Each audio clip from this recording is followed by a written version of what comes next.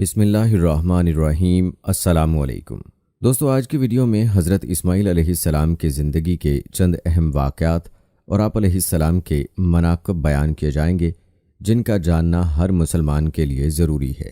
پیارے دوستو، آپ کو بتاتے چلیں کہ حضرت ابراہیم علیہ السلام کی پہلی شادی اپنی چچا زاد حضرت سارہ علیہ السلام سے ہوئی، لیکن وہ ایک عرصے تک اولاد کی نعمت سے محروم رہیں۔ ایک دن حضرت سارہ علیہ السلام نے ان سے فرمایا، آپ علیہ السلام ہاجر علیہ السلام سے نکاح کر لیں، شاید اللہ تعالیٰ ان کے بطن سے اولاد عطا فرما دے۔ دراصل یہ سب کچھ من جانب اللہ ہی تھا۔ چنانچہ آپ علیہ السلام نے حضرت ہاجر علیہ السلام کو اپنی زوجیت میں لے لیا اور پھر شادی کے 1 سال بعد ہی انہوں نے حضرت اسماعیل علیہ السلام کو جنم دیا۔ روایات کے مطابق اس وقت حضرت ابراہیم علیہ السلام کی عمر مبارکہ 86 سال تھی۔ جب حضرت ہاجر علیہ السلام امید سے تھیں تو فرشتے نے آپ علیہ السلام کو لڑکا ہونے کی نوید سنائی اور اسماعیل نام رکھنے کو کہا۔ دوستو، بیٹے کی پیدائش پر حضرت ابراہیم علیہ السلام نے حکم کے مطابق ان کا نام اسماعیل رکھا۔ ابھی بیٹے کی پیدائش پر خوشیوں کا بھرپور اظہار بھی نہ کر پائے تھے کہ انہیں ایک بڑی آزمائش سے گزرنا پڑا۔ وہ بحکم الہی نومولود لخت جگر اور فرما بردار بیوی کو ملک شام سے ہزاروں میل دور ایک ایسی وادی میں چھوڑ آئے کہ جہاں میلوں تک پانی تھا، نہ چرند پرند اور آدم تھا، نہ آدمزاد۔ ذرا سوچئے، وادی فران کے سنگلاخ کالے پہاڑوں کے درمیان تپتے صحرا کے ایک بوڑھے درخت کے نیچے اللہ کی ایک نیک اور برگزیدہ بندی اپنے نومولود معصوم بیٹے کے ساتھ چند روز سے قیام پذیر ہیں۔ جو زاد راہ ساتھ تھا ختم ہو چکا۔ ماں بیٹا بھوک پیاس سے بے حال ہیں۔ ماں کو اپنی تو فکر نہیں، لیکن بھوکے پیاسے بچے کی بے چینی پر ممتا کی تڑپ فطری امر ہے۔ لیکن اس لکو دک صحرا میں پانی کہاں؟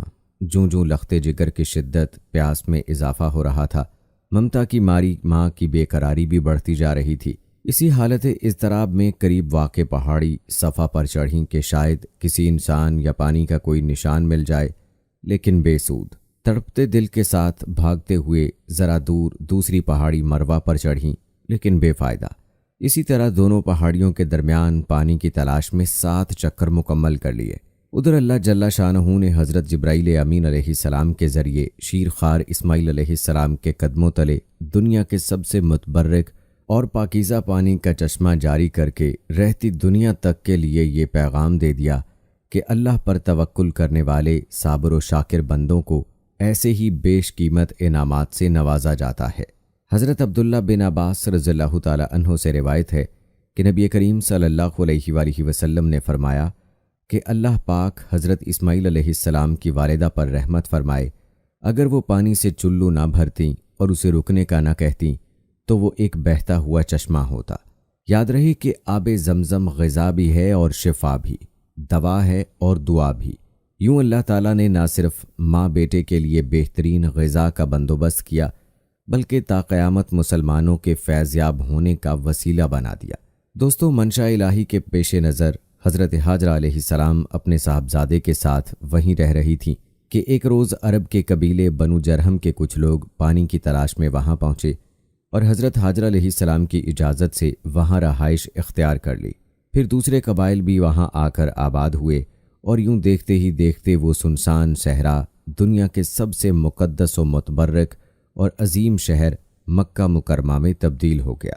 اور یہ سب اللہ کے پیارے نبی حضرت اسماعیل علیہ السلام کی برکت سے ہوا کہ جن کی ایڑیوں سے اللہ تعالیٰ نے زمزم کا پانی جاری فرمایا۔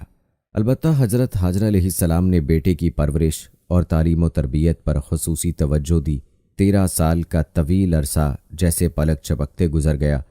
حضرت اسماعیل علیہ السلام مکے کی مقدس فضاؤں میں آب زمزم پی کر اور صبر و شکر کی پے کر عظیم ماں کی آغوش تربیت میں پروان چڑھتے ہوئے بہترین صلاحیتوں کے مالک خوبصورت نوجوان کا روپ دھار چکے تھے کہ ایک دن حضرت ابراہیم علیہ السلام تشریف لائے اور فرمایا، اے بیٹا، میں خواب میں دیکھتا ہوں کہ گویا تمہیں ذبح کر رہا ہوں، تو تم سوچو کہ تمہارا کیا خیال ہے؟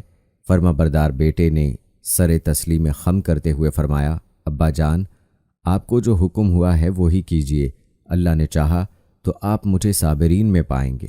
پیارے دوستو، حضرت اسماعیل علیہ السلام کا یہ سعادت مندانہ جواب دنیا بھر کے بیٹوں کے لیے آداب فرزندی کی ایک شاندار مثال ہے۔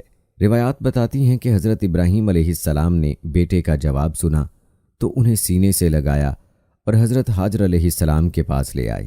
فرمایا، اے حاجرہ، آج ہمارے نور نظر کو آپ اپنے ہاتھوں سے تیار کر دیجئے۔ ممتا کے مقدس، شیریں اور انمول جذبوں میں ڈوبی ماں نے اپنے اکلوتے بیٹے کو نئی پوشاک پہنائی، آنکھوں میں سرما، سر میں تیل لگایا اور خوشبو میں رچا بسا کر باپ کے ساتھ باہر جانے کے لیے تیار کر دیا۔ اسی اثناء میں حضرت ابراہیم علیہ السلام بھی ایک تیز دھار چھری کا بندوبست کر چکے تھے۔ پھر بیٹے کو ساتھ لے کر مکے سے باہر مینا کی جانب چل دیے۔ شیطان نے باپ بیٹے کے درمیان ہونے والی گفتگو سن لی تھی۔ جب اس نے صبر و استقامت اور اطاعت خداوندی کا یہ روح پرور منظر دیکھا تو مضطرب ہو گیا اور اس نے باپ بیٹے کی اس قربانی سے باز رکھنے کا فیصلہ کر لیا۔ چنانچہ جمرہ عقبہ کے مقام پر راستہ روک کر کھڑا ہو گیا۔ حضرت ابراہیم علیہ السلام کے ساتھ موجود فرشتے نے کہا، یہ شیطان ہے، اسے کنکریاں ماریں۔ حضرت ابراہیم علیہ السلام نے اللہ اکبر کہہ کر اسے 7 کنکریاں ماری، جس سے وہ زمین میں دھنس گیا۔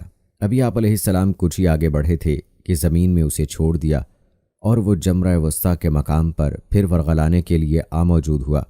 حضرت ابراہیم علیہ السلام نے دوبارہ کنکریاں ماری، وہ پھر زمین میں دھنسا، لیکن آپ علیہ السلام کچھ ہی آگے بڑھے تھے کہ وہ جمرہ اولا کے مقام پر موجود تھا۔ حضرت ابراہیم علیہ السلام نے تیسری بار اللہ اکبر کہہ کر کنکریاں ماری تو وہ زمین میں دھنس گیا۔ پیارے دوستو، اللہ تبارک و تعالیٰ کو ابراہیم خلیل اللہ کا شیطان کو کنکریاں مارنے کا عمل اس قدر پسند آیا کہ اسے رہتی دنیا تک کے لیے حج کے واجبات میں شامل فرما دیا۔ البتہ شیطان اپنی ناکامی پر بڑا پریشان تھا۔ تینوں مرتبہ کی کنکریوں نے اس کے جسم کو زخموں سے چور کر دیا تھا۔ اچانک اسے ایک نئی چال سوجھی اور وہ عورت کا بھیس بدل کر بھاگم بھاگ حضرت حاجر علیہ السلام کی خدمت میں حاضر ہوا اور بولا، اے اسماعیل کی ماں، تمہیں علم ہے کہ ابراہیم علیہ السلام تمہارے لختے جگر کو کہاں لے گئے ہیں؟ حضرت حاجر علیہ السلام نے فرمایا، ہاں، وہ باہر گئے ہیں، شاید کسی دوست سے ملنے گئے ہوں۔ شیطان نے اپنے سر پر ہاتھ مارتے ہوئے کہا، وہ تیرے بیٹے کو ذبح کرنے وادی مینا میں لے گئے ہیں۔ حضرت حاجر علیہ السلام نے حیرت اور تعجب کا اظہار کرتے ہوئے فرمایا، یہ کیسے ممکن ہے کہ ایک شفیق اور مہربان باپ اپنے چہیتے اور اکلوتے بیٹے کو ذبح کر دے؟ اس موقع پر بے ساختہ شیطان کے منہ سے نکلا، وہ یہ سب اللہ کے حکم پر کر رہے ہیں۔ یہ سن کر صبر و شکر اور اطاعت و فرما برداری کی پیکر اللہ کی برگزیدہ بندی نے فرمایا، اگر یہ اللہ تعالیٰ کا حکم ہے تو ایک اسماعیل کیا، اس کے حکم پر 100 اسماعیل قربان ہیں۔ دوستو، روایات بتاتی ہیں کہ شیطان یہاں سے نامراد ہو کر واپس مینا کی جانب پلٹا، لیکن وہاں کا ایمان افروز منظر دیکھ کر اپنے سر پر خاک ڈالنے اور چہرہ پیٹنے پر مجبور ہو گیا۔ وادی مینا کے سیاہ پہاڑ، نیلے شفاف آسمان پر روشن آگ برساتا سورج، فلک پر موجود تسبیح و تحلیل میں مصروف ملائکہ، اللہ کی راہ میں اپنی متاع عزیز کی قربانی کا عقل کو حیران کر دینے والا منظر دیکھنے میں محو تھے۔ مکے سے آنے والی گرم ہوائیں بھی مینا کی فضاؤں میں موجود عبادت و اطاعت، تسلیم و رضا اور صبر و شکر کی ایک عظیم داستان رقم ہوتے دیکھ رہی تھیں۔ روایت میں آتا ہے کہ جب حضرت ابراہیم علیہ السلام نے حضرت اسماعیل علیہ السلام کو لیٹنے کی ہدایت دی تو حضرت اسماعیل علیہ السلام نے فرمایا، ابا جان، میں پیشانی کے بل لیٹتا ہوں تاکہ آپ علیہ السلام کا چہرہ مجھے نظر نہ آئے، اور آپ علیہ السلام بھی اپنی آنکھوں پر پٹی باندھ لیں تاکہ جب آپ علیہ السلام مجھے ذبح کر رہے ہوں تو شفقت پدری کے امر الہی پر غالب آنے کا امکان نہ رہے۔ پیارے دوستو، صبر و استقامت کے کوہ گراں والد نے گوشہ جگر کے مشورے پر عمل کیا، اور جب اسماعیل علیہ السلام لیٹ گئے تو تکمیل احکام خداوندی میں تیز دھار چھری کو پوری قوت کے ساتھ لخت جگر کی گردن پر پھیر دیا۔ باپ بیٹے کی اس عظیم قربانی پر قدرت خداوندی جوش میں آئی اور اللہ جل شانہ کے حکم سے حضرت جبرائیل علیہ السلام جنت کے باغات میں پلے سفید رنگ کے خوبصورت میڈھے کو لے کر حاضر ہوئے۔ ابراہیم خلیل اللہ علیہ السلام نے ذبح سے فارغ ہو کر آنکھوں سے پٹی ہٹائی تو حیرت زدہ رہ گئے۔ بیٹے کی جگہ ایک حسین میڈھا ذبح ہوا پڑا تھا، جبکہ اسماعیل علیہ السلام قریب کھڑے مسکرا رہے تھے۔ اسی اثناء میں غیب سے آواز آئی، اے ابراہیم، تم نے اپنا خواب سچا کر دکھایا، بے شک ہم نیکی کرنے والوں کو ایسا ہی بدلہ دیا کرتے ہیں۔ پیارے دوستو، حضرت ابراہیم علیہ السلام اور حضرت اسماعیل علیہ السلام کے اس بے مثال جذبہ ایثار، اطاعت و فرما برداری، جرأت و استقامت، تسلیم و رضا اور صبر و شکر پر مہر تصدیق ثبت کرتے ہوئے اللہ تعالیٰ نے قرآن پاک میں فرمایا ہے، اور ہم نے اسماعیل کی عظیم قربانی پر ان کا فدیہ دے دیا۔ اللہ رب العزت کو اپنے دونوں برگزیدہ اور جلیل القدر بندوں کی یہ ادا اس قدر پسند آئی کہ اسے اطاعت، عبادت اور قربت الہی کا ذریعہ قرار دیتے ہوئے قیامت تک کے لیے جاری فرما دیا۔ پیارے دوستو، روایات میں آتا ہے کہ ابھی اسماعیل علیہ السلام 15 برس ہی کے ہوئے تھے کہ والدہ ماجدہ وفات پا گئیں۔ والدہ کی جدائی کا آپ علیہ السلام کو بڑا صدمہ تھا، اب اکیلے رہ گئے تھے۔ چنانچہ والد کے پاس ملک شام جانے کا ارادہ فرمایا، لیکن قبیلے اور شہر کے لوگوں کو آپ علیہ السلام کی جدائی گوارا نہ تھی، لہٰذا قبیلے والوں نے آپ علیہ السلام کا نکاح امالیق قبیلے کی ایک لڑکی امارہ بنت سعد سے کر دیا۔ ایک مرتبہ حضرت ابراہیم علیہ السلام ملنے کے لیے آئے تو حضرت اسماعیل علیہ السلام گھر پر موجود نہ تھے۔ ان کی اہلیہ کا رویہ انتہائی نامناسب تھا، تو وہ بیٹے کو ان خاتون سے علیحدگی اختیار کرنے کا پیغام دے کر چلے گئے۔ آپ علیہ السلام نے والد کی نصیحت پر عمل کیا۔ پھر قبیلے کے لوگوں نے آپ علیہ السلام کی شادی قبیلہ جرہم کی خاتون سیدہ بنت مزاز سے کر دی۔